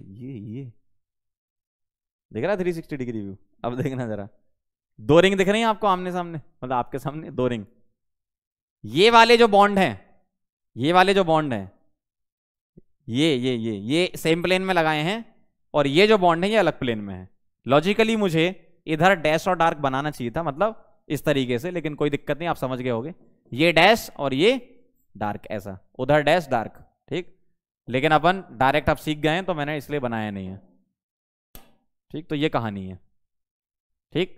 अब यहां पर किस जगह इधर इधर ग्रुप डिफरेंट लगे हों, ठीक, इधर इधर डिफरेंट लगे हों, तो इधर इधर लगे हों तो चेक करना है, ठीक। कैसे? जो मैंने आपको यहां बताया, देखो A not equal to B, A not equal to B, ध्यान से देख लो जरा, आंख में कुछ चला गया,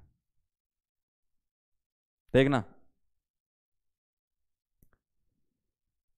ये वाला और ये वाला, ये डिफरेंट होने चाहिए, अभी तो सेम लगे हैं ना, ये डिफरेंट होने चाहिए, ये डिफरेंट होने चाहिए, तभी आपका ऑप्टिकली एक्टिव होगा। अभी क्या है, अभी पूछूं तो इनएक्टिव। क्यों? ये ग्रुप सेम लगे हैं, ऐसा प्लेन लोगे तो ये दोनों same same plane of symmetry. अगर तुम इसमें ऐसा प्लेन लोगे, ये दोनों same same plane of symmetry, है ना। तो किसी भी एक तरफ अगर दोनों ग्रुप सेम हो गए तो ऑप्टिकली इनएक्टिव आपका कंपाउंड हो जाएगा। चलें आगे। आपको क्या चेक करना, देखो एक बार फिर सुन लो, चाहे क्यूमिलिन्स हो चाहे स्पाइरो कंपाउंड्स हो, सबसे पहले चेक करोगे इवन नंबर डबल बॉन्ड या इवन नंबर रिंग। ये देखा, अगर ऑड आ गया तो तुरंत बोल दो ऑप्टिकली इनएक्टिव, चाहे क्यूमिलिन्स हो चाहे स्पाइरो, ठीक। अगर ऑड आया तो तुम्हें टर्मिनल पे चेक करना है, टर्मिनल पर ग्रुप डिफरेंट लगे होंगे दोनों जगह, तो ऑप्टिकली एक्टिव चेक हो जाएगा वो, है ना। दोनों जगह चेक करना है ना, इवन चेक करो, दोनों जगह चेक करो, ठीक। चलो आगे बढ़ते हैं। बाइफिनाइल रिंग्स, ठीक है, एग्जाम में क्वेश्चन आ चुका है इस पर। देखो कोई दिक्कत नहीं है, बड़ा आसान है। ये जो दो रिंग होती है ना, ये दो रिंग, इन दोनों रिंग की इस पोजीशन पर, ये पोजीशन को बोलते हैं अपन ऑर्थो पोजीशन। क्या बोलते हैं?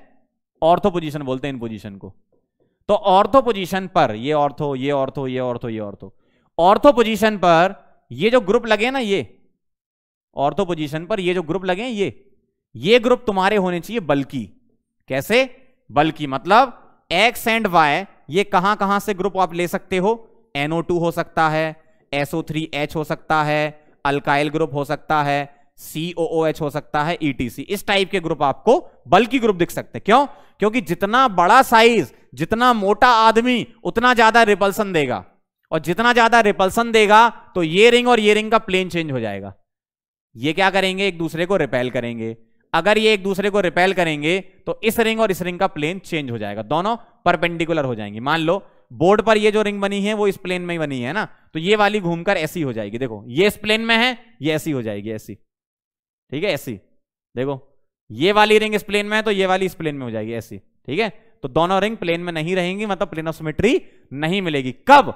जब आपके एक्स और वाई क्या हो? डिफरेंट, ठीक है।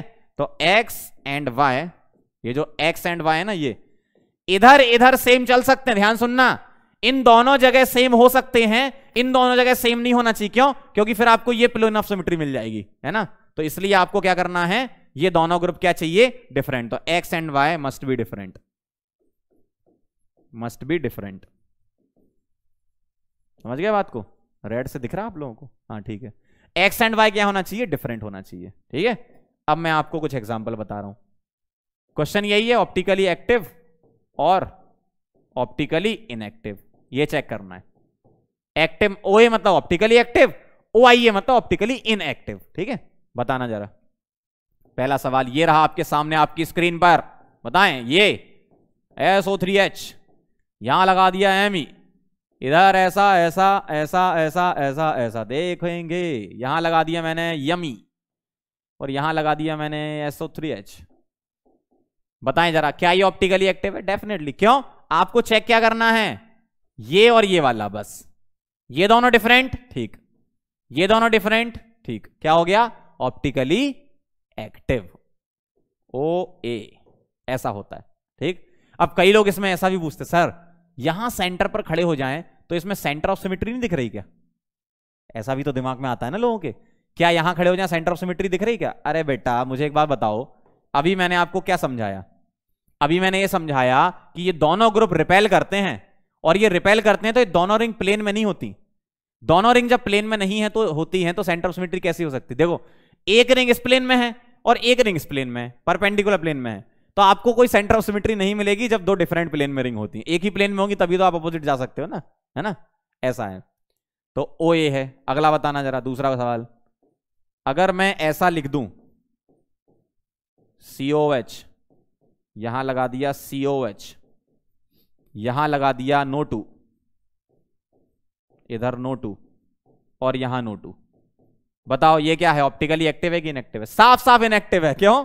अरे ये तो लिखते ही टाइम बोल दिया होगा आप लोगों ने। अरे बेटा ये और ये क्या हो गए, सेम सेम, ये भी क्या है, सेम सेम। ओ आइए, ऑप्टिकली इनएक्टिव। तो आपको चेक क्या करना है, फिर से आ जाओ, दो रिंग होंगी, ठीक है, दो रिंग होंगी, बल्कि ग्रुप इनमें से देख लेना, ऐसे ही मिलेंगे आपको। अल्काइल ग्रुप यहां मिथाइल की जगह इथाइल, प्रोपाइल, ब्यूटाइल, पेंटाइल वगैरह भी दे सकते हैं, ठीक। बाकी ये ग्रुप आपको यूजुअली देखने को मिलेंगे। एक्स और वाई डिफरेंट होने चाहिए, ठीक, एक्स और वाई डिफरेंट होने चाहिए, ठीक है। ये चारों पोजीशन पर ग्रुप होने चाहिए, और 1 2 3 4, मतलब चारों ऑर्थो पर ग्रुप होने चाहिए। कौन से वाले, इनमें से कोई मिल जाएंगे। और एक्स और वाई डिफरेंट मतलब ऑप्टिकली एक्टिव हो जाएगा। चलो भाई आगे बढ़ते हैं। अब चलते हैं, लास्ट टॉपिक है कैलकुलेशन ऑफ ऑप्टिकल आइसोमेरिज्म, ठीक है। और एक स्यूडो कायरल कार्बन का कॉन्सेप्ट बताऊंगा आपको, है ना। चलो आ जाना जरा ध्यान से, सिंपल सा है, बस फॉर्मूले हैं इसमें, फॉर्मूले याद होंगे तो काम हो जाएगा। देखो, calculation of number of optical isomerism case 1, क्या कह रहे हैं, इफ मॉलिक्यूल इज अनसिमेट्रिकल, क्या, अगर मॉलिक्यूल अनसिमेट्रिकल हुआ, भाई तुम क्या करोगे, आपको तुम्हें कोई कंपाउंड दिया जाएगा, भाई आपको कोई कंपाउंड दिया जाएगा, तुम उसमें चेक करोगे कंपाउंड में कि कहीं से कुछ सिमेट्री मिल रही है क्या। अगर सिमेट्री नहीं दिख रही तो अनसिमेट्रिकल है, सीधी सी बात है। सिमेट्री नहीं दिख रही तो अनसिमेट्रिकल है, ठीक। जैसे पहले मैं फॉर्मूला देख रहा हूं, total OI, total optical isomer, OI मतलब ऑप्टिकल आइसोमर 2 की power n, where n is the stereo या कायरल कार्बन ही मिलेंगे आपको, है ना, कायरल कार्बन। n क्या है, कायरल कार्बन, ठीक है। n आपके कायरल कार्बन यहां पर पुट कर दो। एक्चुअल में क्या होता है, total number of optical isomer के अलावा total number of stereo isomer भी निकालने के लिए होते हैं, वो अभी अपन डिस्कस नहीं कर रहे, वो हम 12th में ही डिस्कस करेंगे। मैं यहां पर सिर्फ आपको ऑप्टिकल बता रहा हूं। क्यों, मैंने आपको नंबर ऑफ ज्योमेट्रिकल आइसोमर निकालना बता दिया था, उसमें स्टीरियोजेनिक एरिया लिया करते थे, यहां हम क्या लेंगे, कायरल कार्बन लेंगे, ठीक। अब एक चीज और होती है, total number of stereo isomer भी होते हैं, ठीक है, जिसमें GI दोनों मिक्स हो जाते हैं, वो हम 12वीं में पढ़ेंगे, है ना, बहुत ज्यादा हो जाएगा नहीं तो टोटल OI 2 की पावर n, n क्या है, कायरल कार्बन, ठीक। चलो ये होगी कहानी, पहला फॉर्मूला। अगर ऑप्टिकल आइसोमर 2 की पावर n है तो एक्टिव पूछते हैं, बताओ कितने हैं। ऑप्टिकल आइसोमर 2 की पावर n तो टोटल ऑप्टिकली एक्टिव कितने, सारे के सारे एक्टिव होते हैं, है ना। और तीसरा मेजो कितने, मेजो कितने, भाई अगर सारे एक्टिव हैं तो कोई इनएक्टिव नहीं होगा ना, मेजो मतलब इनएक्टिव ही होता है एक तरीके से ना, तो मेजो कितने, 0।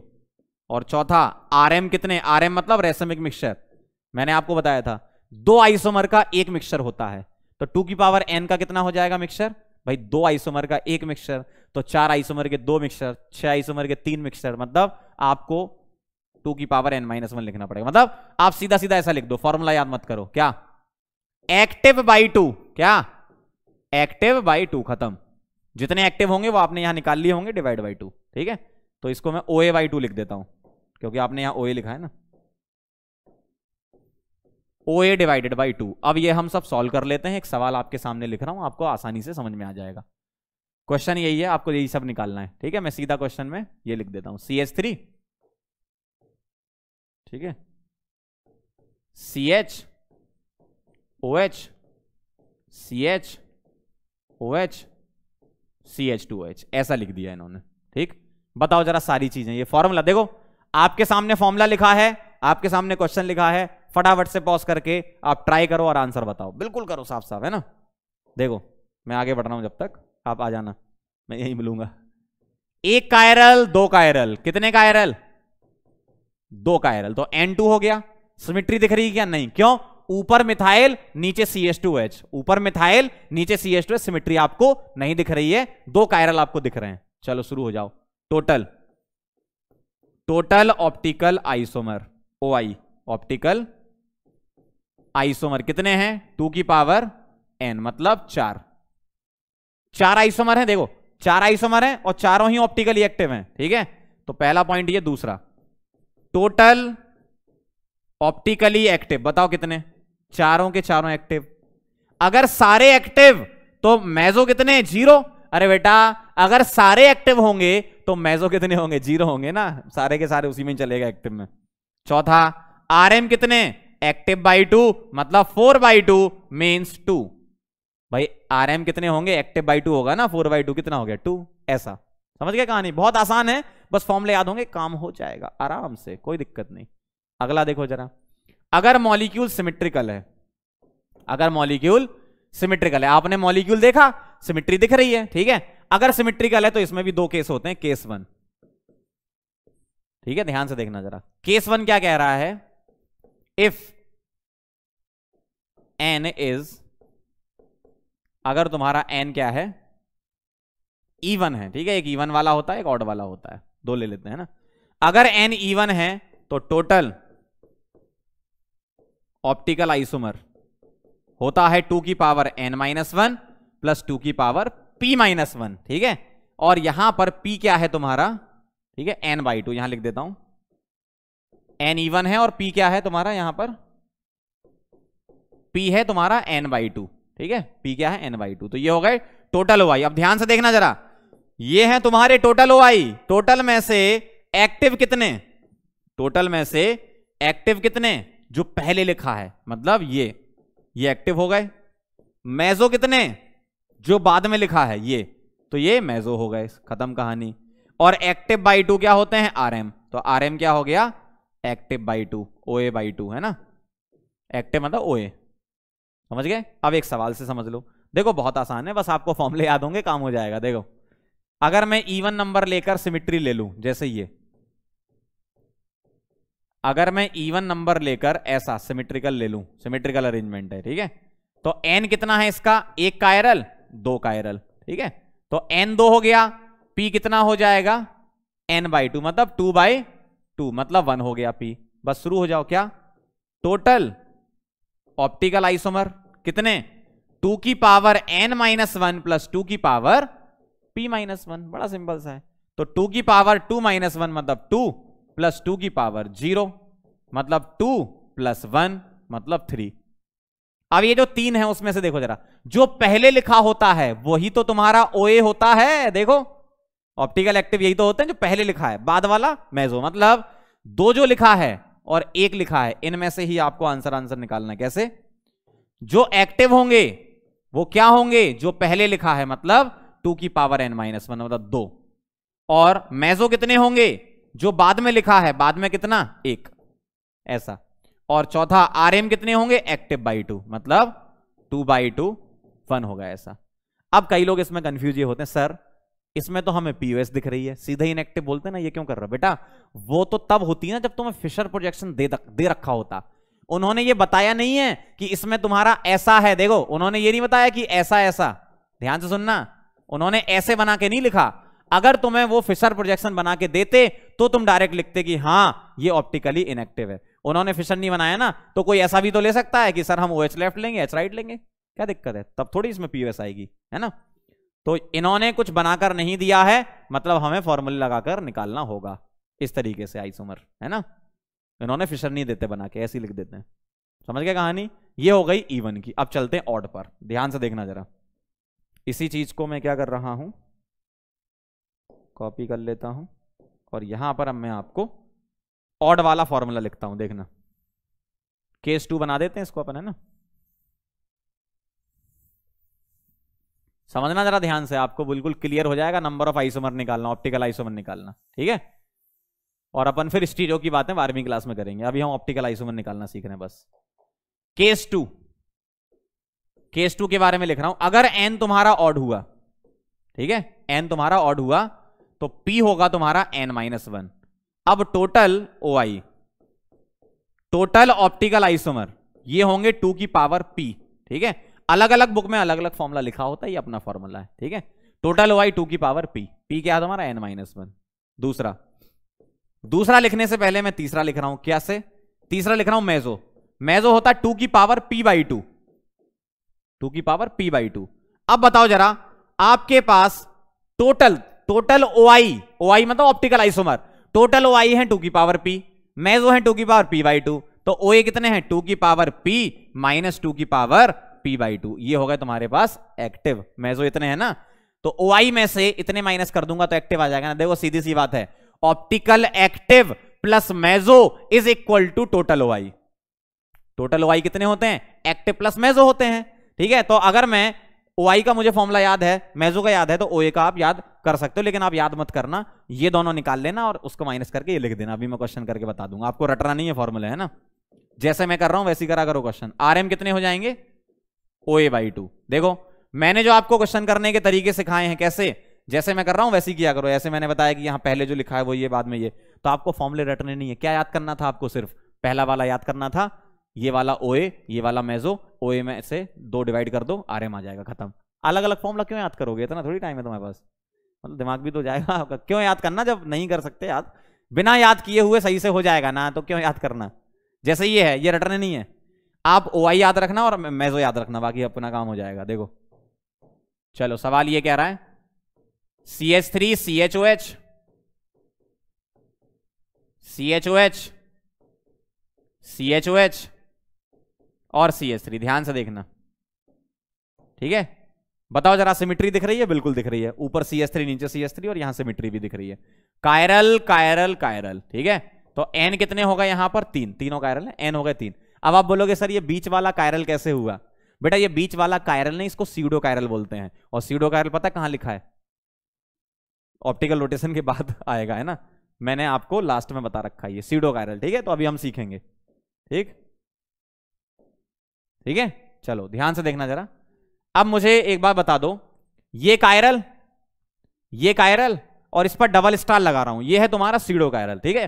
अभी के लिए आप याद कर लो कि हाँ ये सीडो कायरल, अभी एंड में हम सीखने वाले हैं। तो ये कायरल हो गया, ये सीडो कायरल और ये कायरल हो गया, मतलब 3 यहां पर हम N की वैल्यू लेंगे।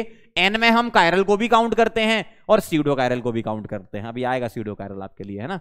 N 3 हो गया तो P कितना हो गया? N-1 मतलब 3-1, है ना। कितना हो गया? 2, तो P 2 हो गया। तो टोटल OI कितने हो गए?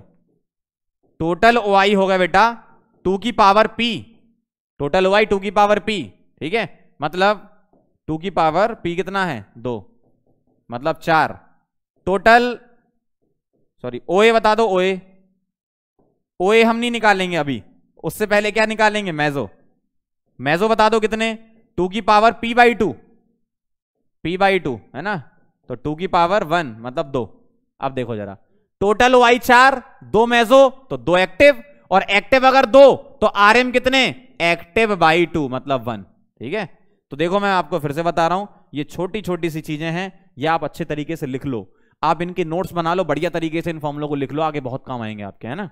तो ये कहानी हो गई आपके टोटल ऑप्टिकल आइसोमर की। इसके बारे में मैं बताऊंगा आपको क्या कहानी है, ठीक है। सीडो कायरल इसको क्यों बोला हमने, तो एक काम करते पहले सीडो कायरल ही पढ़ लेते हैं, फिर मैं आपको बाकी दोनों बता दूंगा, ठीक। सीडो कायरल के बारे में अपन बात कर लेते, फिर ऑप्टिकल रोटेशन तो अलग टॉपिक है वो, ठीक। चलो देखो समझ ही लेते हैं इसको, अब जब आई गई बात तो। सीडो कायरल कार्बन क्या होता है, ध्यान से देखना। पहला पॉइंट,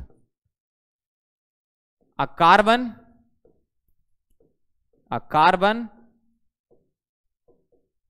which has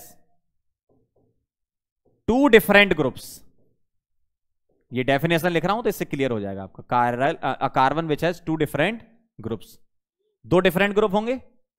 दूसरा, अदर टू ग्रुप्स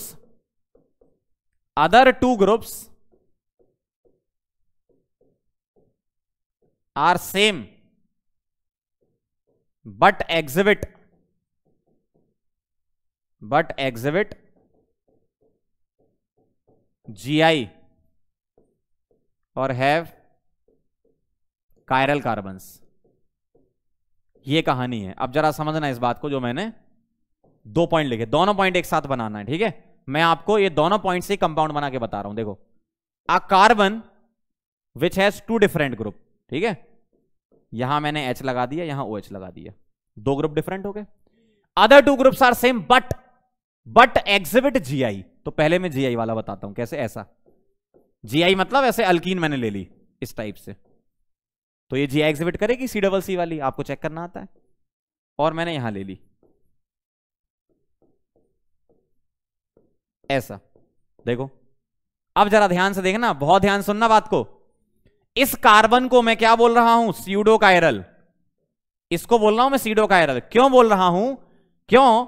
अगर मैं बोलता हूं कि सर ये वाला और ये वाला ग्रुप तो सेम लगा है, आप यही पूछोगे ना कि सर ये दोनों ग्रुप तो सेम लगे हैं, तो ये तो कायरल है ही नहीं। बेटा ऐसा नहीं होता। क्यों?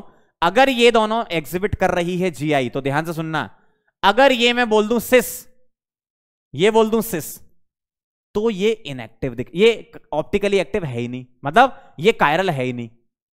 समझना बात को। अगर ये मैं सिस बोल दूं, ये सिस बोल दूं, क्योंकि जीआई एग्जिबिट कर रही है, अगर ये सिस तो ये कार्बन कायरल नहीं है। अगर ये सिस ये ट्रांस, तब ये कायरल है। क्यों? अब ये दोनों ग्रुप डिफरेंट मानोगे। ये ट्रांस तो ये कायरल नहीं है। ये ट्रांस ये सिस, तब ये कायरल है। मतलब क्या है, कायरल है कि नहीं है, तो इसलिए इसको बोलते स्यूडो कायरल। दिख भी रहा है कायरल है, दूसरी नजर से देखोगे तो ए कायरल। पहली नजर से कायरल, दूसरी नजर से ए कायरल। पहली नजर से कायरल, दूसरी नजर से ए कायरल, मतलब स्यूडो कायरल ही तुम बोलो इसको, है ना। क्योंकि डिपेंड करता है कि कॉन्फ़िगरेशन इसका इनके कॉन्फ़िगरेशन पे डिपेंड करता है कि तुम इसे कायरल बोलो या ए कायरल बोलो, है ना। ये तो बात हो गई इसकी पहले वाले पॉइंट की, जीआई वाले। अब और हैव कायरल कार्बन्स, इसके बारे में बात कर लेते हैं। शुरू से लाइन से पढ़ो, पहले पढ़ो जरा लाइन से क्या कह रहे हैं। A carbon which has two different groups, ठीक है, जैसे सी, यहां मैंने H लगा दिया, यहां OH लगा दिया, ठीक है, different groups. Other two groups are same but, अब ये तो मैंने बता दिया तुम्हें जीआई वाला, बट हैव कायरल कार्बन्स, जैसे CH, OH और CH3, ऐसा CH, OH और CH3। ध्यान से देखो, ऐसा। तो मैं इस कार्बन को स्यूडो कायरल बोल रहा हूं। क्यों? क्योंकि ये दोनों ग्रुप लगे तो तुम्हारे क्या हैं, सेम, लेकिन अब डिपेंड करता है कि इस कायरल कार्बन का कॉन्फ़िगरेशन क्या है। अगर ये R हुआ तो ये कायरल नहीं होगा, ए कायरल हो जाएगा। अगर ये R हुआ, ये S हुआ, तो ये कायरल हो जाएगा। क्यों? डिफरेंट ग्रुप मान लोगे फिर। अगर ये S हुआ, ये S हुआ, तो ये कायरल नहीं है। अगर ये S हुआ, ये R हुआ, तो ये कायरल है।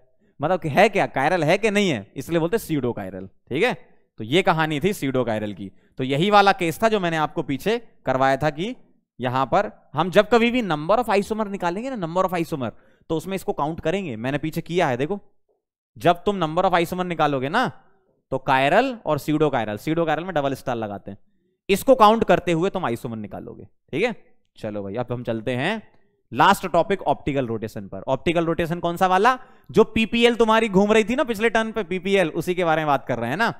चलो जरा पढ़ लो फटाफट से। Depends on the following factor. अच्छा, बहुत अच्छी बात है। पहला, कॉन्सेंट्रेशन ऑफ द सॉल्यूशन, जो कि आपको ग्राम पर एमएल में दी जाती है, और लेंथ ऑफ द ट्यूब, जो कि डेसीमीटर में दी जाती है। ठीक है, जो मैंने आपको ट्यूब बना के बताई थी यार, एक डायग्राम दिखाया था, वैसे बहुत कम डायग्राम दिखाता हूं, एक ही दिखाया था मैंने। कौन सा? Polarimeter experiment. उसमें जो ट्यूब है ना, जिसने नहीं देखी तो पिछले लेक्चर में जाके देख लो, जो ट्यूब थी ना उसकी लेंथ है वो कितनी, डेसीमीटर में जो भी लेंथ है ना, और कॉन्सेंट्रेशन इस पर डिपेंड करती है।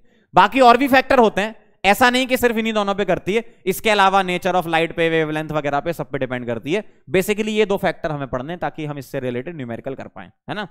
तो इन दोनों चीजों पे डिपेंड करती है। ठीक है, ऑप्टिकल रोटेशन। अब चलते हैं स्पेसिफिक रोटेशन। देखो, स्पेसिफिक रोटेशन को अल्फा लिखते हैं, ऑप्टिकल रोटेशन को थीटा लिखते हैं। ये तुम्हें उसमें जो दिखता है, मतलब जो लाइट पीपीएल घूमी ना, थीटा मैंने दिखाया था, थीटा बनाया था, तो जिस थीटा से घूमी वो ये होता है ऑब्जर्व रोटेशन।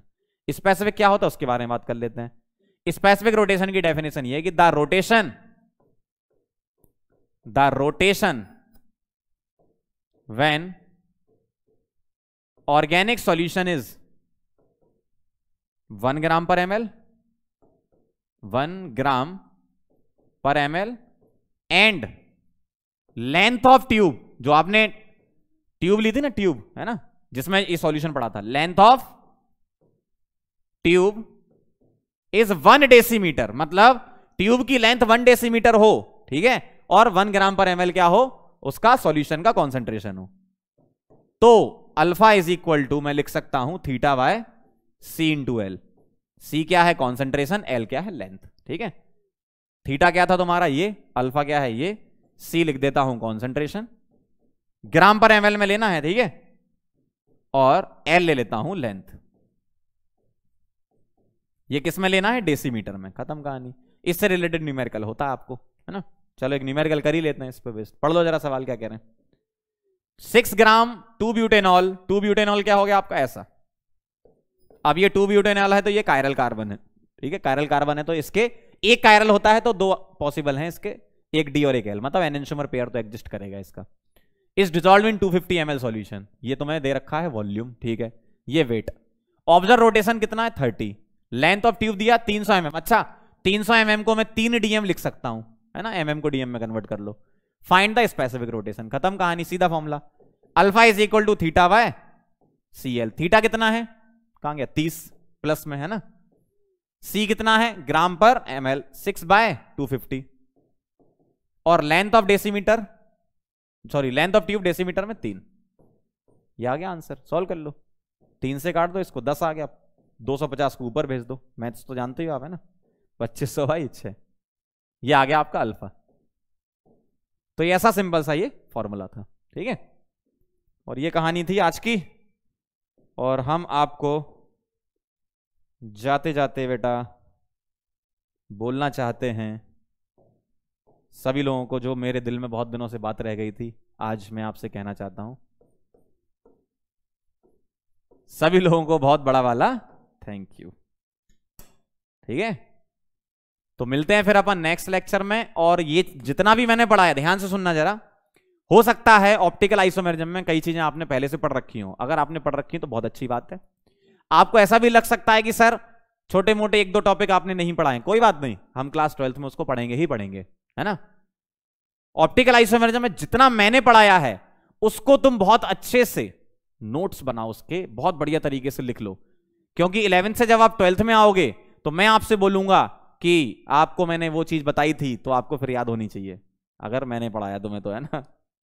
अगर 12th में मैंने तुम्हें पढ़ाया तो मैं यही बोलूंगा कि 11th में आपने वो चीज पढ़ी थी, मैं फिर यही बोलूंगा एक कायरल कार्बन में 2 आंसर होते थे, एनेंशियोमर या आइडेंटिकल, 2 कायरल कार्बन में 3 आंसर होते थे, एनेंशियोमर आइडेंटिकल डाइस्ट्रीमर, एराइथ्रो कैसे लिखते थे, थ्रियो कैसे लिखते थे, डीएल सिस्टम कैसे लिखते थे, ऑप्टिकल रोटेशन क्या होता था, सीडो कायरल कैसे देखते थे।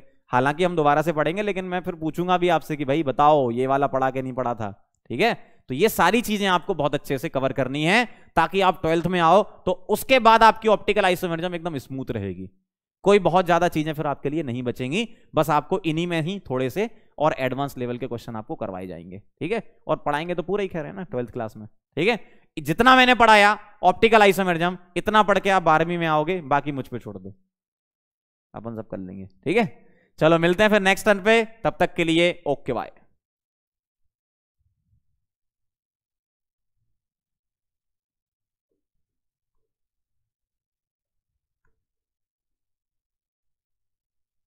पढ़ाई करते रहें, ऑल द वेरी बेस्ट।